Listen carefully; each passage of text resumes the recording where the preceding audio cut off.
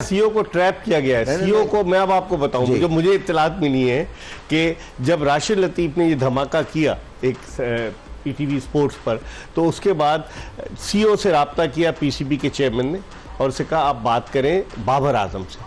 उन्होंने बाबर आजम को कांटेक्ट किया, बाबर आजम ने फिर उनको मैसेज का रिप्लाई किया। उन्होंने उनको कहा कि देखो इससे सिचुएशन ख़राब हो रही है, आप ये कहें कि मैंने कोई मैसेज नहीं किया, वो मैंने कोई बातचीत ट्राई नहीं किया। उन्होंने जो मैसेज सीओ को भेजा, सीओ ने गुड फेथ पे चेयरमैन को दिखाया कि ये मैसेज आया, चेयरमैन ने वो मैसेज आगे फॉरवर्ड कर दिया। अब आप बताएं, ये तो एथिकली रॉन्ग है ना? आप मुझे बताएं ना। ये एथिकली रॉन्ग है, लेकिन मैं ये कह रहा हूं कि सबसे पहले तो क्वेश्चन जिसको करना है, ये जो पीसीबी ऑर्गेनाइजेशन है, कि आपको काम करना आता है या नहीं आता। सही कह रहे हैं भाई, आपको जब एक एंटी करप्शन वाला बंदा कह रहा है कि ये डिलीजेंस होनी चाहिए, आपने क्यों नहीं की? और फिर एक नहीं, उन्होंने भी यही कहा था ना, 2 प्लेयरों को ज्यादा से ज्यादा या 3 को आप साइन कर सकते हो, हर बंदा नहीं, वो कॉन्फ्लिक्ट हो जाएगा। आपने इसको क्यों नहीं देखा? क्या हर किसी की नॉलेज में नहीं था कि ये जो कंपनी है, ये तो बहुत पहले से लोग शोर मचा रहे हैं। ये लड़का जो है, क्या नाम है इसका? तला रहमानी। हर किसी को पता था, हर किसी की नॉलेज में था कि ये काम कर रहा है। लेकिन फिर ये अचानक क्यों ज़का साहब के दौर में ये सारी चीजें क्यों आ गई सामने? मुझे नहीं पता ये किस तरह आई है, लेकिन देखें, किसी ना किसी का इंटरेस्ट है यहाँ पे, है ऑब्वियसली। जो पाकिस्तान क्रिकेट का बेन क्या है, ये लॉबीज जो हैं, ये बड़ी खतरनाक लॉबीज हैं, ये मेरा ख्याल है आपस में भिड़ गई हैं। चले, इसका नतीजा क्या होता है अगर 2 बैल आपस में बुल, वो आपने बुल फाइटिंग। सबसे पहले तो मैं ये कहूंगा कि हमने ये बात की थी कि इंजी को रिजाइन करना चाहिए ऑनरेबल तरीके से, लेकिन नॉट लाइक दिस। इनको कमेटी के सामने जाना चाहिए। वो कह रहे हैं कि मैं रिजाइन करके जाऊंगा कमेटी। भाई, रिजाइन करके तो उन्होंने एक्सेप्ट कर लिया, और कमेटी उन्होंने बाद में अनाउंस की, रिजाइन पहले कर दिया। आप मजे की बात देखें, पीसीबी ने जब इंतजाम ने कहा कि मैं इंक्वायरी कमेटी के सामने पेश होना चाहता हूं, मैं मिलने गया, चेयरमैन नहीं मिले, तो कमेटी उसके कुछ देर के बाद जब तमाम चैनल्स पर खबरें चल गई कि इंतजाम अलग मुस्तैफी और उनका टेलीफोनिक बीपर भी चल गया, उसके बाद पीसीबी ने कमेटी के नाम, ये तो कल ही उन्होंने कह दिया था ना कि कमेटी बनेगी, but they didn't announce the names of the persons. मैं वही कह रहा हूं ना, तो ये प्रीएम्प्टिव हुआ ना। इस पे हम बात करेंगे, प्रीएम्प्टिव हुआ ना ये। हम बहुत सारी बातें हैं, इस पे हम बात करेंगे, समी से भी पूछेंगे। और आमिर सोहेल का चूंकि तजुर्बा है, कप्तान रहे हैं और चीफ सेलेक्टर रहे हैं, डायरेक्टर नेशनल क्रिकेट एकेडमी रहे, क्रिकेट बोर्ड से वाबस्ता रहे, तो ये इनसे ज़्यादा बेहतर कौन जान सकता है। और अब हम चलते हैं अपने सेगमेंट क्या आप जानते हैं की तरफ।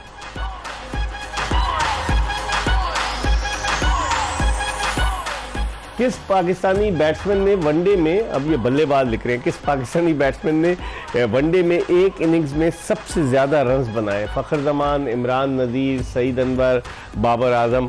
आपने, मैं तो जवाब दे दूंगा, लेकिन आपने सोचना है कि किसने बनाए और पाकिस्तान से बाहर बने। और जब हम आखिर प्रोग्राम के आखिरी हिस्से में आएंगे तो इसका जवाब देंगे। एक ब्रेक के बाद आमिर सोहेल और मोहम्मद शमी के साथ दोबारा आपकी खिदमत में हाजिर होंगे। ब्रेक के बाद एक मरतबा फिर एक्सप्रेस न्यूज़ की स्पेशल ट्रांसमिशन में आपको खुश आमदीद कहते हैं। हमारे साथ आमिर सुहेल और मोहम्मद समी मौजूद हैं।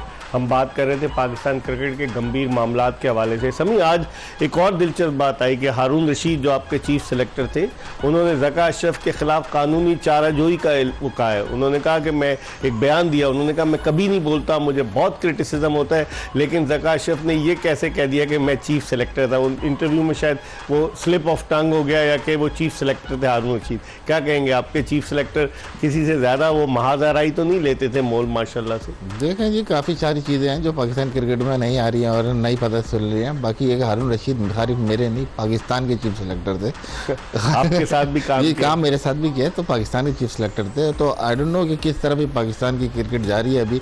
अभी आप देखें कि एक कंट्रोवर्सी आई है, उसके बाद एक के बाद एक। तो हम तो पाकिस्तान क्रिकेट कंट्रोवर्सी की जद में, हालांकि टीम अभी वर्ल्ड कप में और स्टिल हमारा चांस हो सकता है मैथमेटिकली। और लोग मजे लेते हैं वैसे। आपको पता है कि अगर हारून भाई ने ये बयान दिया है तो किधर से उनको कहा गया कि ये बयान देना? वो तो मैं अभी उस तरफ रूट की तरफ तो नहीं आया हूँ। लेकिन पीसीबी, मोहसिन भाई ने मुझे बताया था कि पीसीबी पाकिस्तान कंट्रोवर्शियल बोर्ड बन गया क्रिकेट बोर्ड के बजाय। सही है ये बात? देखिए, पाकिस्तान अगर आप जितनी पीसीबी और बीसीसीपी को कंपेयर करें, जब था ना board of control control for cricket in Pakistan.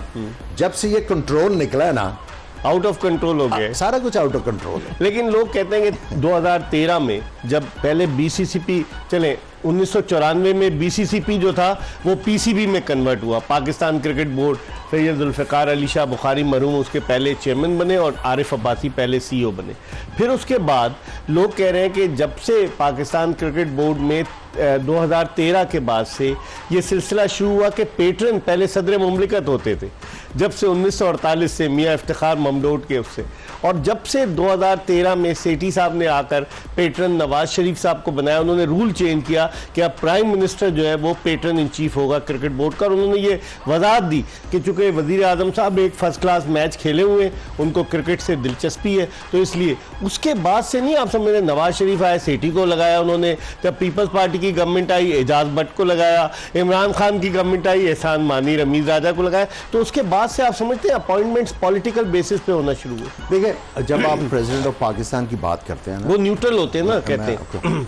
आप टेन्योर्स देखें, tenure wise civilians and army generals, ठीक है। जब आपके आर्मी जनरल्स को क्रिकेट बोर्ड का चेयरमैन लगाया जाता था, वो क्यों इतना अच्छा एडमिनिस्ट्रेट करते थे? क्योंकि उनका स्पोर्ट्स का इंफ्रास्ट्रक्चर बड़ा मजबूत था, स्पोर्ट्स बहुत ज्यादा होती थी, तो उनको स्पोर्ट्स की मैनेजमेंट लेफ्टिनेंट जनरल रिटायर्ड के अजहर, लेफ्टिनेंट जनरल गुलाम सफदर भट्ट, और फिर उसके बाद जाहिद अली अकबर लेफ्टिनेंट जनरल, फिर तौकीर जिया, कई ऐसे जनरल पहले एयर मार्शल नूर खान, ठीक है। सो उस वक्त आप निकाल लें और बाकी आप चेक करके देख लें। और मुझे आज भी याद है कि मैं आरिफ अब्बासी साहब के साथ बैठा हुआ था, तो उन्होंने मुझे एक वाक़या बताया। उन्होंने कहा, आमिर, जब से हमने ये मार्केटिंग करनी शुरू किया और क्रिकेट में पैसा आना शुरू हुआ, तो उनका एक जानने वाला था, तो उन्होंने उनको आके कहा कि now be ready for the vultures. अच्छा, कि क्रिकेट में पैसा आ गया एंड बी रेडी फॉर, ये एग्जैक्ट अल्फाज थे। मैं किसी को, नो पन इंटेंडेड, किसी के ऊपर ये मैं सब्जेक्ट नहीं कर रहा, लेकिन ये उन्होंने ये बात की थी। देखिए, क्रिकेट नो डाउट कारोबार बन गया, लेकिन इसमें ऑनेस्टी होनी चाहिए ना। ऑनेस्टी कहाँ है नजर आ रही है? ऑनेस्टी होनी चाहिए ना। बात यह है कि जितना आप क्रिकेट को फायदा दे सकते हो उतना होना चाहिए। आप जनरल तौकीर की बात कर, उन्होंने एकेडमीज बनाई, नो डाउट, इंफ्रास्ट्रक्चर ग्राउंड्स कितनी बनाई, अच्छा, ठीक है। जो अच्छे काम है वो देखें, आरिफ अब्बासी साहब के काम देखते हैं। उस वक्त एजाज भट्ट साहब सेक्रेटरी हुआ करते थे। आपकी क्रिकेट कहाँ पे? वर्ल्ड कप कराया आरिफ अब्बासी, हसीब हसन मरूम ने मिलकर। उसके बाद खालिद महमूद साहब थे। आप देखें इन लोगों के काम क्या थे। And if you compare it with Zaka Ashraf, नहीं ज़का अशरफ नहीं, बाकियों के साथ भी देखिए।